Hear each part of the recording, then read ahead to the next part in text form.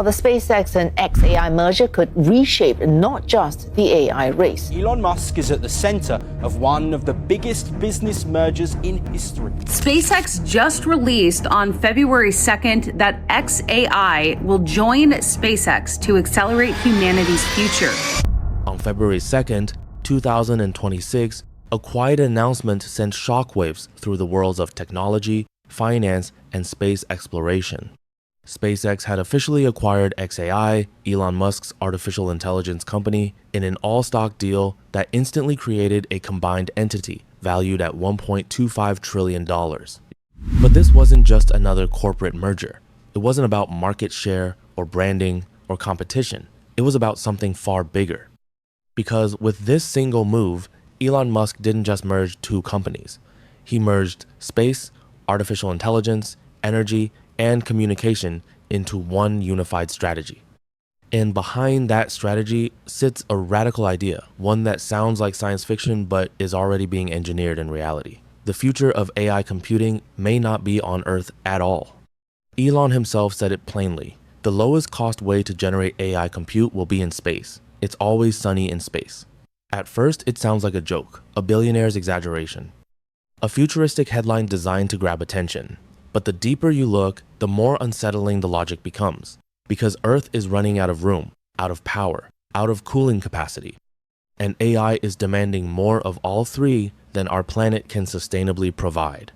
This is the story of why the most powerful computing systems in human history may soon orbit above our heads, and how this single merger could reshape the global economy, technological power, and even geopolitics. The announcement itself was simple.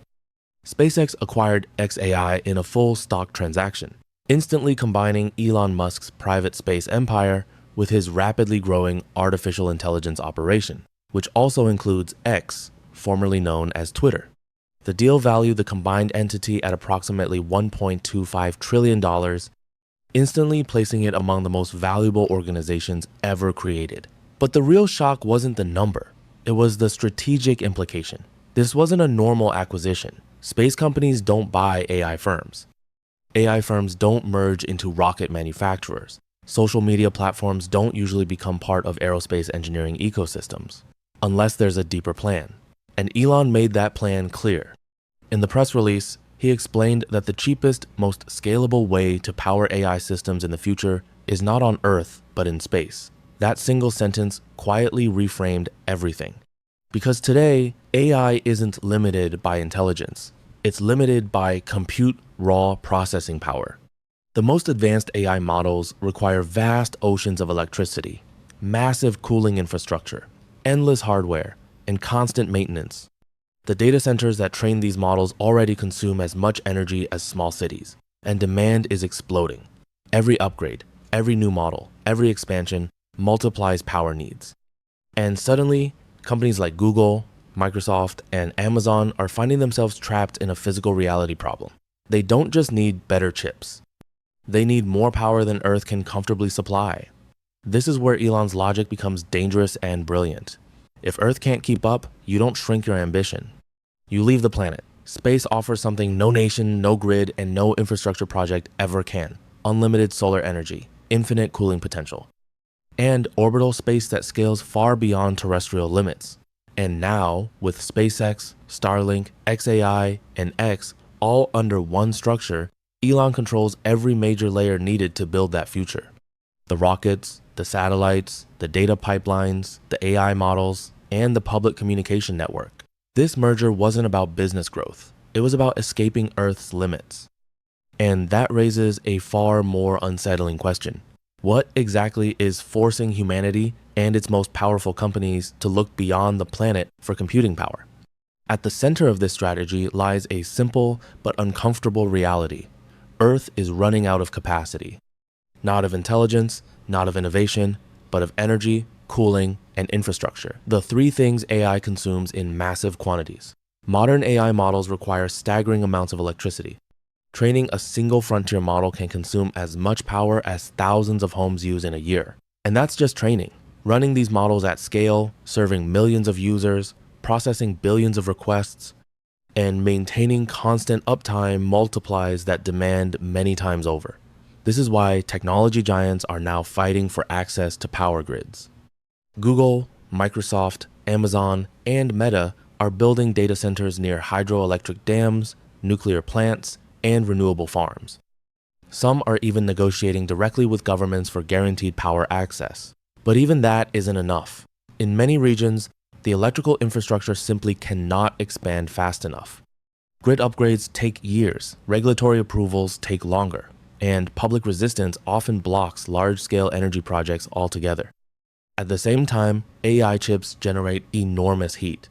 NVIDIA's most advanced processors, the H100 and H200, operate at extreme power densities. Keeping them from overheating requires massive cooling systems. Traditional cooling depends on water, huge volumes of it.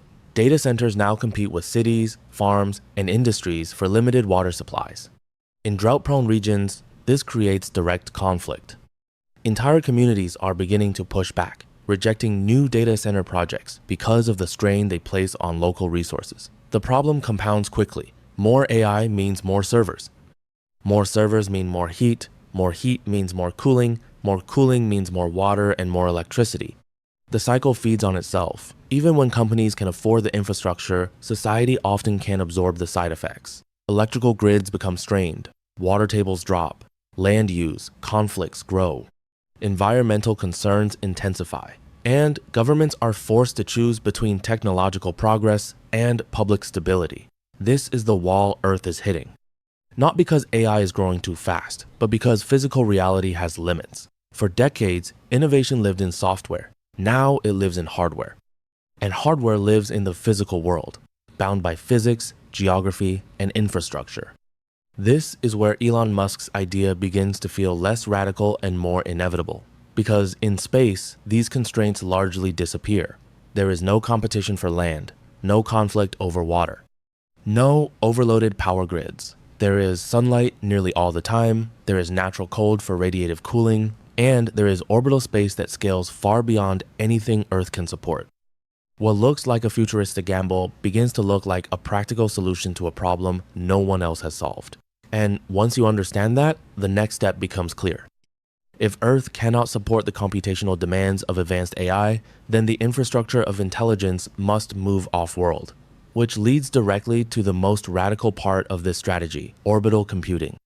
Once you accept that Earth cannot sustainably support the future demands of artificial intelligence, the logic becomes almost unavoidable. You stop asking how to make data centers more efficient on the ground, and start asking how to remove them from the ground entirely.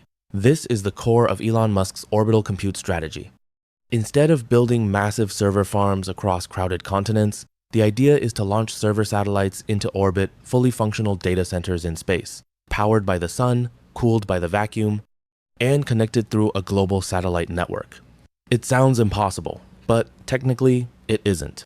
SpaceX already launches more mass into orbit than any organization in history. Starship, once fully operational, is designed to deliver over 100 tons per launch at a fraction of today's cost. That makes the idea of deploying large-scale computing infrastructure in orbit economically realistic for the first time. Power is the next challenge and also the greatest advantage. In space, solar energy is continuous, intense, and uninterrupted by clouds, night cycles, or atmospheric loss. Satellites positioned in optimal orbits can harvest sunlight nearly all the time. That means endless clean power, without competition from cities, industries, or nations. Cooling, one of Earth's greatest limitations, becomes a strength. Space is naturally cold. Heat can be radiated directly into the vacuum. No water, no massive HVAC systems, no energy-intensive cooling plants, just physics doing the work for free. And then there's connectivity. Starlink already blankets the planet with high-speed satellite internet. What began as a communication network now becomes the backbone of a planetary-scale computing system. Data doesn't just travel through space, it is processed there. The satellite network becomes both the router and the computer, collapsing infrastructure layers into a single orbital system. This is where the merger reveals its deeper purpose. SpaceX provides launch and orbital infrastructure. Starlink provides global connectivity. xAI provides the intelligence. X provides the distribution, data flow, and public interface. Each component feeds the others.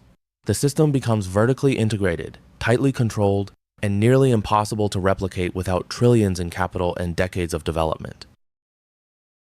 This merger isn't just corporate restructuring, it's a declaration of direction. Humanity is approaching the limits of Earth-based computing, and the response isn't restraint, it's an expansion. Not across continents, but into orbit.